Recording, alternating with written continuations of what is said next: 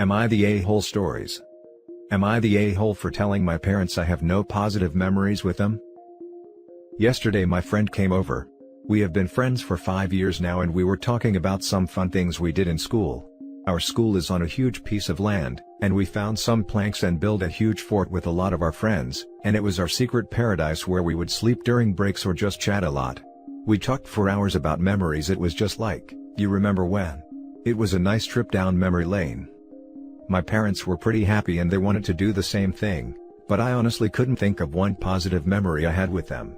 I used to run and hide because I was so scared of my dad. I also remembered going through homework with my mom, and it being a huge blow to my self-esteem, as she would call me stupid and worthless.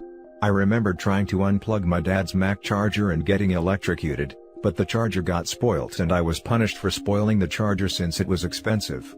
I told them I cannot remember a positive memory, and maybe they can help me remember.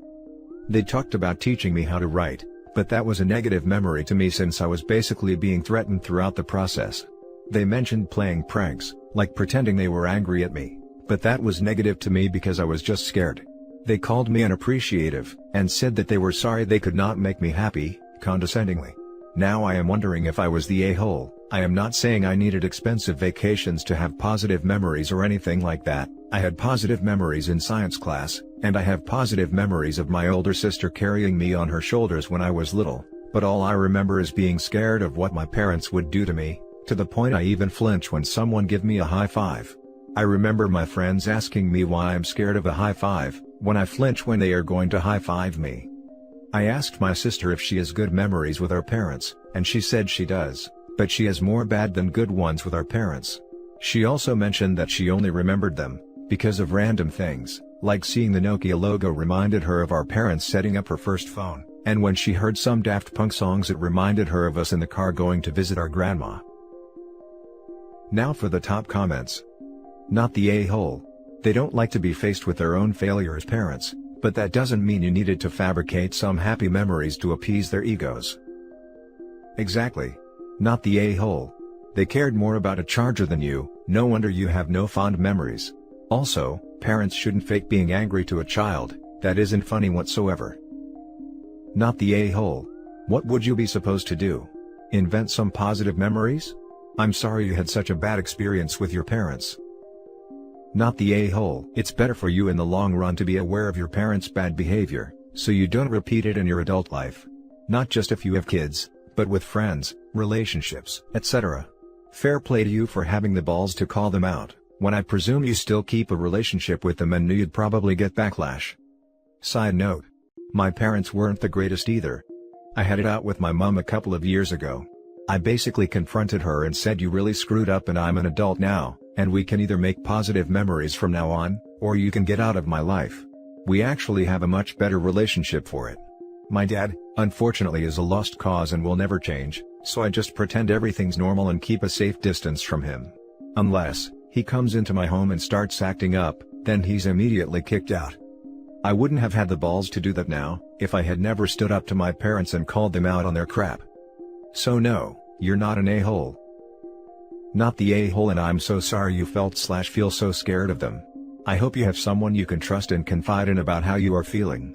Sounds like you are still young? Hope you are safe. Yeah, my sister, I am 15. My sister cut contact with them, but I still chat with her and we play a lot of games together. Now for the next story. Am I the a-hole for refusing to give my parents my passwords now that I'm an adult? This happened a few months ago and my dad is insistent that I'm the a-hole here. My parents have always been kind of overprotective. Ever since I was old enough to make my first social media accounts, they insisted that they had to have the passwords to them. Being around 11 years old at the time, I agreed. I soon got upset though, since I started noticing messages being sent that weren't typed by me on my account. If my friends swore, my parents would send them a message acting as if they were me, being rude to them and telling them that I didn't want to be friends with them anymore. This caused a lot of fights between me and my friends. Meanwhile, my parents stated that it was for the best. As I got older, this behavior just got worse. Around high school, my dad installed security cameras in the house. He said it was for keeping us safe, but honestly, it feels like I'm in prison. The cameras are all in different angles to make sure there are no blind spots. They're placed in the kitchen, living room and all the hallways. None in the bedrooms or bathrooms though. He can check them on his phone, along with using them as an intercom system to get upset at me if I'm doing something he doesn't like. He made me install an app onto my phone that logs where I go, for how long and how I got there. It keeps this information for about a week and notifies him if I turn off my location sharing. He checks it often and then asks me about it almost daily. Example, I saw you went to X's house today. How was that? He also keeps a paper in the house with all my usernames and passwords for every social media account I have that they know about. They make me update it yearly and test it before letting me go to make sure that it all works. They say that it's for safety reasons, so that if I go missing or something, they can check who I was talking to. However, I'm 21 now. I live with him to save money since I'm still a full-time university student. Recently, my dad asked me to update the passwords and I told him no, because I would like to have some privacy now. He got extremely upset and used his parental controls on the Wi-Fi to cut my devices from getting connected for a week. I wasn't able to do my homework properly, and I couldn't call with friends or anything because I don't have much data in my phone plan. I got upset with my dad and got into a pretty bad argument with him. He said that he was just protecting me, and that as my father, it was his job to make sure that he always knew where I was and what I was doing. I tried talking to my mom about this, but she said that I shouldn't keep seeing the both of them as the bad guys, and that I would eventually understand. She cried during our conversation and kept telling me how much I hurt my dad by implying that I don't trust him. I've always been introverted and never go anywhere without telling them. I don't think I need to be surveilled this heavily, but I do feel bad for upsetting my mom so much. Am I the a-hole? Now for the top comments. Not the a-hole. This is abuse. It's also not okay when you're 15, but we can let it slide for now. But when you're 21? Oh no. Although I hate pouring water in hot oil in this subreddit, especially that which can potentially ruin important relations, I would urge you to try to talk to them about it, and about how unhealthy this is, or talk to some other sane elder in the family who in turn can talk to them. It's insane. But do not give in. And change all your passwords please. Not the a-hole. Honestly, I have no words for how bad and toxic their behavior is. Please, for your own sake, move out, change all your passwords, and show them some boundaries.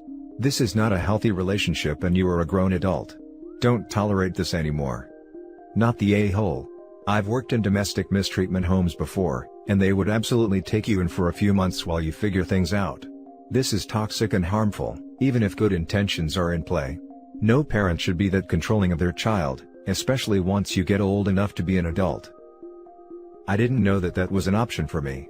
I went to therapy for a little while secretly, before they caught me by noticing I was at school too long. I asked the therapist to meet me at university, and started texting me to make sure I went straight home. The therapist did tell me that this was mistreatment, but I thought that that kind of lodging wouldn't be available to me since I'm not really a child, and they don't physically harm me either. Thank you for letting me know. Now for the next story. Am I the a-hole for no longer wanting to look after my siblings, now that my parents have been given custody by the courts? This is actually a really long and complicated story, but I'll try to be as brief as possible. Basically, my 22 female parents have just finalized their divorce. It's gone on for over a year now, and was started because my mom cheated. Both my parents accused the other of being an unfit parent, and so my siblings, 16 female, 12 male and 6 female, were going to be put in foster care for the duration of the divorce and custody proceedings. I stupidly put my hand up and volunteered to look after the 3 of them. They have lived with me since, but I no longer want to look after them now that my parents' custody arrangement is finalized. Mom-Dad, 60-40. My parents have basically asked me to become their permanent caregiver, but I have refused. I understand that with this much unrest, they'd probably be better with me rather than split between 2 houses, but honestly, I'm just sick of dealing with them. I study full-time and work part-time, and even though my costs have been covered by my parents, I just don't feel like I want to have to be in the middle of their petty fights anymore. I love my siblings, but the 12 male is autistic and a lot of work. This last year, my boyfriend broke up with me, because I no longer had time for him and my grades have dropped. I've also been formally reprimanded at work for falling asleep. Am I the a-hole for not continuing to look after my siblings? Now for the top comments. Not the a-hole. You're not the parent, they are. And they were too preoccupied with being petty towards each other, instead of actually looking at the best interest of all their children, including you. And now they still want to burden you, because it conveniences them and they can act child-free because they enjoyed it this year. Choose yourself, your mental health, your schooling and your own future. You're not responsible for their neglect. Spot on. OP's parents were the ones who chose to make the decisions they did, and there is no way she should have to deal with all of the fallout, on top of going to school, working, and living her life. That's difficult for a lot of parents to even do, and most parents aren't working and going to school at the same time. OP, if you need any, I or others can direct you to some mental health resources, because you sound like you're in an especially difficult situation, so if you need anything, let us know. Oh, and also, definite not the a-hole. Not the a-hole. They got in an ugly custody battle over the children, and now neither one of them wants custody? It seems that this battle wasn't about the kids at all, but about them. Step out of the middle, give them the kids back, and be a big sister. You can still take them for a weekend every once in a while, check in, make sure they're doing okay. Yup. Your custody, your responsibility. Even before that, they as birth parents, are primarily responsible for their care and upbringing. Now for the last story. Am I the a-hole for not letting my parents use my bed while they visit my house? My mom, stepdad, and I, have a troubled relationship. They're a Karen and a Ken. If you've seen the movie Red Eye, they're that obnoxious hotel couple. Regardless, they are visiting this week. They came in from out of town, which is always stressful for me and my husband. My husband and I have a queen bed. We have a twin bed in one bedroom, a full bed in our main guest room. We put my parents for the full. The full bed is not some rickety old thing, it's maybe 5 years old. My parents came to me this morning, and told me they had just the worst night of sleep. They said the full bed isn't big enough for them, they got no sleep, they are so grouchy today, and could we please give them our bed for the week? I was all huh? I said no. For me, it's not just our bed, my parents would absolutely be the type to snoop around our bedroom. My parents have been complaining off and on all day. They had an extra cup of coffee, because they're so tired. They need Advil because their back is so sore. Stuff like that. My husband has ignored them for the most part. My stepdad tried to be all buddy-buddy, and hint at the bed swap to my husband. Am I the a-hole?